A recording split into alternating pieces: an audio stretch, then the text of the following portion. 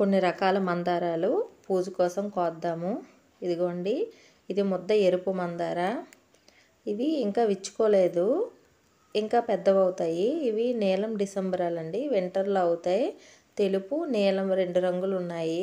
పసుపు ఈసారి తెచ్చి నాటుదాం అనుకుంటున్నాను. ఇది ఆరెంజ్ కలర్ మందార. ఈరోజు 3 పువ్వులు అయ్యాయి. రోజు చెట్టుకి ఇవైతే మాత్రం 1 2 అయినా ఖచ్చితంగా అవుతూనే ఉంటాయి.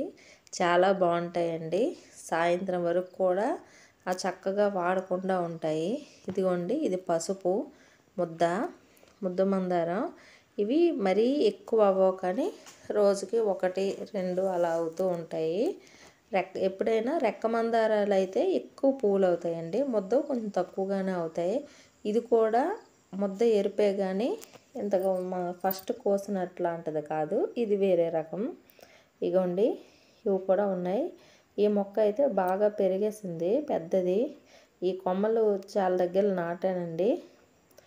నేను కొంచెం మనకి ఎన్ని అవసరమో అన్ని తీస్తాను, మిగతావి చెట్టుకి అందంగా ఉంటాయని ఉంచేస్తుంటాను. ఇగోండి, ఇదైతే ఇలాంటిది. ఇంతకుముందు ఫస్ట్ చూసినవి పెద్ద పువ్వులు. ఇక్కడ రెక్క మందారం ఉంది, ఎరుపు. ఎక్కువగా ఎరుపే ఉన్నాయి మా దగ్గర. ఈసారి కొన్ని రంగులు తేవాలి. పసుపు, ఆరెంజ్, ఎరుపు, తెలుపు రెక్క మందార ఉంది. ఇగోండి, ఇవి గరుడ వర్ధనాలు అంటారు కదా, నందివర్ధనాల్లోనే ఇవి కొంచెం ఏంటంటే రెక్కలు తిక్కుగా ఉంటాయి. ఇక్కడ ఒక శంఖం పువ్వు ఉంది. చాలా పెద్ద శంఖం పాదులు ఉండేవి, కానీ అన్నీ తీసేసానండి. ఇప్పుడు మళ్ళీ చిన్న ఒక 2 ఉంచాను. ఇది ముద్ద శంఖం.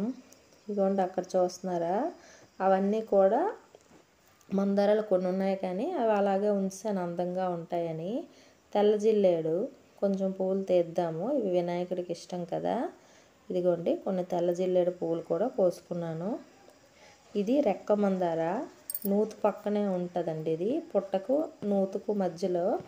ఇదిగోండి, ఇవైతే రోజుకి చాలా ఎక్కువ అవుతాయి, కానీ ఉదయం నుండే మొగ్గలు తీసేస్తూ ఉంటారు. ఇది కూడా పసుపు మందార, కొమ్మలు నాటినవే ఇవన్నీ. ఇది కూడా ఎరుపు రెక్క మందార పక్కన ఉంది, చిన్నది. ఇగోండి, చూసారా ఇది ఎంత పెద్ద మొక్క ఉందో. ఇవైతే రోజు చాలా అవుతాయి, అందరూ కోసుకుంటారు. మిగిలితే నేను కొంచెం తీస్తుంటాను, ఎందుకంటే 9 గంటల నుంచి తీసేస్తుంటారండి. ఇగోండి, ఈరోజు కొంచెం ఉంచినట్లున్నారు. చూసారా మొగ్గలు ఎన్ని ఉన్నాయో.